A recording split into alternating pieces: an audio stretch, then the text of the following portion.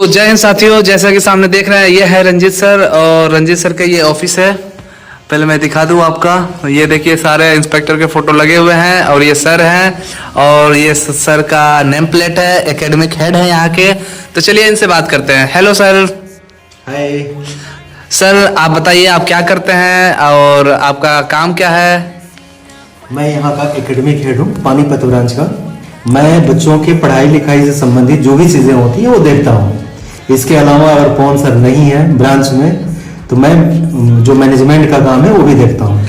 अच्छा सर, तो आप बताइए कि जैसे बच्चे के लिए मेंटरशिप आप ही करते हैं? हाँ जी, तो मेंटरशिप, कोई और भी पढ़ने लिखने से संबंधित समस्या है वो भी मैं देखता हूँ। अच्छा, तो जैसे कोई बच्चा आता है उसको कोई समझ में नहीं आ रहा है तो आप कैसे उसको गाइड करते हैं? हाँ, उसके लिए जैसे बच्चे से मैं देखता हूँ कि मेरे लेवल पे क्या क्या मैं कर सकता हूँ, उसके लिए वो चीज़ें मैं देखता हूँ।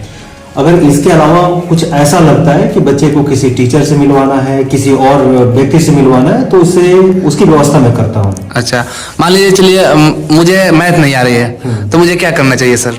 पहले तो मैं देखता हूँ कि बच्चे को किस लेवल के प्रॉब्लम है। बहुत बेसिक लेवल की प्रॉब्लम, मुझे फॉर्मूला याद नहीं है, a+b का होल स्क्वायर तक याद नहीं है, तो कैसे करेंगे सर? अगर बच्चा बहुत बेसिक से है हाँ जी, तो अगर मुझे लगता है कि दाऊद टीचर से मिलवा देंगे, कोई एक दाऊद टीचर इसके लिए 1 घंटे के लिए टाइम दे देगा तो ये इस बच्चे के जो प्रॉब्लम है उसको हल कर देगा, तो उस माध्यम से करा देता हूँ। अच्छा, इसके अलावा लगता है कि नहीं अगर इस तरह के तो कई बच्चे हैं, जैसे मान लीजिए 10 बच्चे हैं, 15 बच्चे हैं, तो किसी टीचर से बोल देता हूँ कि सर आप इनकी 2, 4, 5 क्लासेज ले लीजिए, 10 क्लासेज ले लीजिए बेसिक की।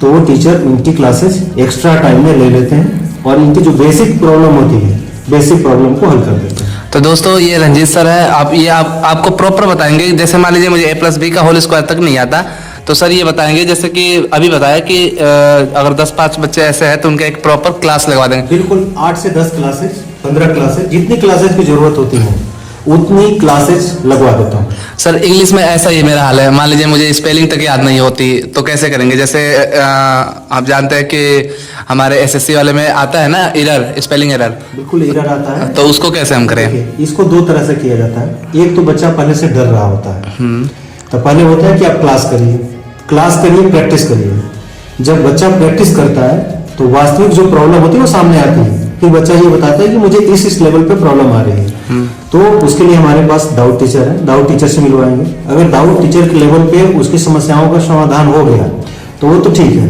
नहीं हुआ तो उसके लिए हमारे पास गुरुकुल में और भी फैकल्टी हैं, जसवंत सर हैं, झा सर हैं, इन लोगों को बुलाते हैं, इनकी क्लासेज एक्स्ट्रा टाइम में एक्स्ट्रा क्लास लगवाते हैं। अच्छा, आपने ये बहुत अच्छा बताया सर। जब मैं गुरुकुल में आया था एज ए स्टूडेंट, मैं पूछ रहा हूँ, जब मैं गुरुकुल में आया था तो मैं बहुत डर रहा था कि सर मेरा सिलेक्शन हो पाएगा नहीं हो पाएगा, क्या सिलेबस कंप्लीट करा पाएंगे नहीं करा पाएंगे, बहुत सारे डाउट थे।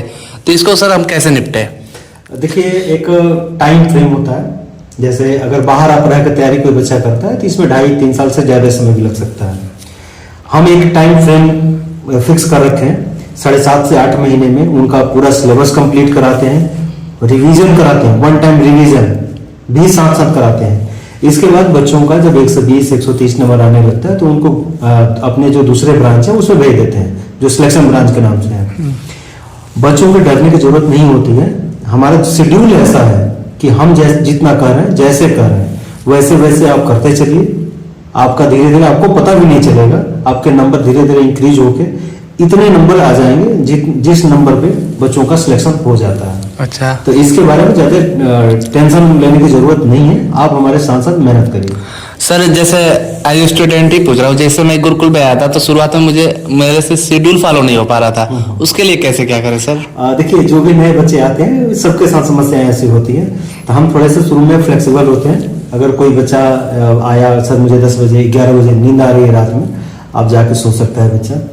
10 दिन, 1 हफ्ते, 10 दिन, 15 दिन तक उसे इस चीज से हम थोड़ा सा अलग रखते हैं, फ्लेक्सिबल रखते हैं। बच्चा जाके सो सकता है, रेस्ट कर सकता है, धीरे धीरे बच्चा अपने आप ही शेड्यूल फॉलो करने लगता है, तो इससे ज्यादा परेशान होने की जरूरत नहीं है। अच्छा सर, जैसे कि मेरे टाइम में ऐसा था कि फाइन का सिस्टम नहीं था, हम लोग थोड़ा सा 10-5 मिनट लेट चले जाते थे तो गौरव सर तो डांट देते थे। लेकिन अब के जमाने में अब बहुत बच्चे भी हो गए हैं तो उनको मैनेज करने के लिए एक फाइन सिस्टम लाया गया है। तो ये फाइन सिस्टम क्या है सर?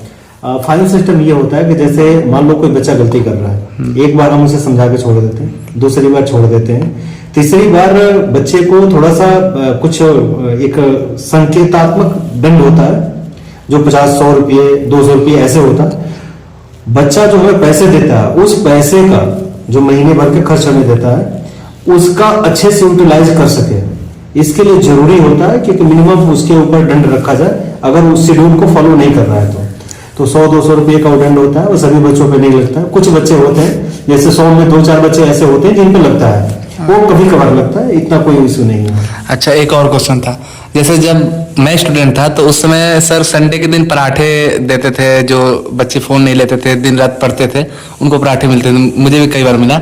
अब क्या वो सिस्टम है या फिर बंद हो गया? सिस्टम ये लगभग बंद हो चुका है। अच्छा। मैक्सिमम बच्चे होते हैं जो 1 महीने बाद 1.5 महीने बाद मोबाइल नहीं लेते हैं। तो कभी कभी गर्मी के दिन वगैरह में बच्चों को कुछ कोल्ड ड्रिंक हुआ कुछ ऐसे पिला देते हैं, समोसे वगैरह खिला देते हैं, लेकिन अभी फिलहाल में ये कंटिन्यू नहीं है। अच्छा दोस्तों, ये जो क्वेश्चन मैं पूछ रहा हूँ ये मेरे पे सारी बीती हुई है, तो इसलिए मुझे पता है गुरुकुल में रहने के बाद ये सब होती है।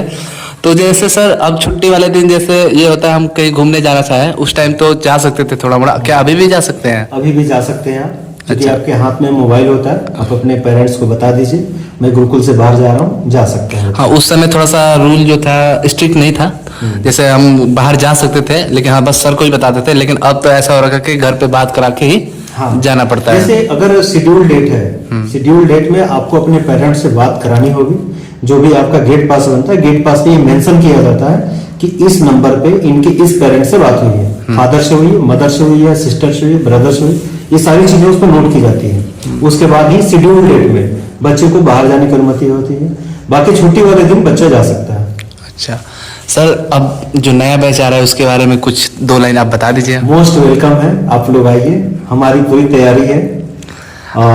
दोनों बैच आ रहे हैं, सीजीएल का भी बैच आ रहा है और दिल्ली पुलिस का भी बैच आ रहा है। हमारे पे विश्वास रखिए, टीम पे हमारे विश्वास रखिए, हमारी पूरी टीम आपको आपकी मंजिल तक पहुंचाने के लिए जी जान से जुटी है और आपको पहुंचा के ही रेस्ट करेगी, विश्राम करेगी। तो दोस्तों ये सर बिहार से हैं तो थोड़ी सी हम भोजपुरी में भी बात करते हैं। तो सर जी और क्या हालचाल बाटे अपन? बहुत बढ़िया हुआ। तो आप जो लोकल लैंग्वेज में ओमा बताई जो हमनी की तरफ से आदमी आई वो के क्या कहल चाहते हैं? कहीं नहीं चाहते नहीं कि देखो पढ़े खातिर मेहनत करेगा पड़ी। कोनो बच्चा अगर ग्रामीण पृष्ठभूमि से आवा था तो उनमें मेहनत करे के क्षमता तो बा, लेकिन गाइडेंस के भाव रहेला, कैसे पढ़े के बा, का पढ़े के बा, ई केहू बतावेला ना रहेला। हम पढ़त नहीं तो का पढ़त नहीं, ई एग्जाम में आई कि ना आई, अच्छा लगता ऐसे पढ़त नहीं, ई सब चीज रहेला। गुरुकुल में अइला के बाद ई हो जाला कि ई तरह का पढ़े के बा, कैसे पढ़े के बा, कैसे पढ़बा तो नंबर आई, कौना कौना सेक्शन से ज्यादा क्वेश्चन आवेला, कौना सेक्शन पे फोकस ज्यादा करे के बा, ई सब चीज हमनी के एगो पूरा एगो व्यवस्था बना के रखले बनी सन। तो ओकरा आधार पर हमनी के बच्चन के बतावे नहीं सन, बच्चा मेहनत कर सर, अच्छा नंबर आवेला, सिलेक्शन होला। तो रउआ लोग आपने देखल होगा ये सर जी हमें पूरा डिटेल बतैला है गुरुकुल के बारे में। तो अगर आवे के हुई तो मोबाइल के नीचे नंबर दिखा था, ए पर आप कॉल करी और गुरुकुल में आई, एक बार जरूर देखी कैसन बा गुरुकुल। तो फिर मिल जाए दोस्तों, फिर बाय।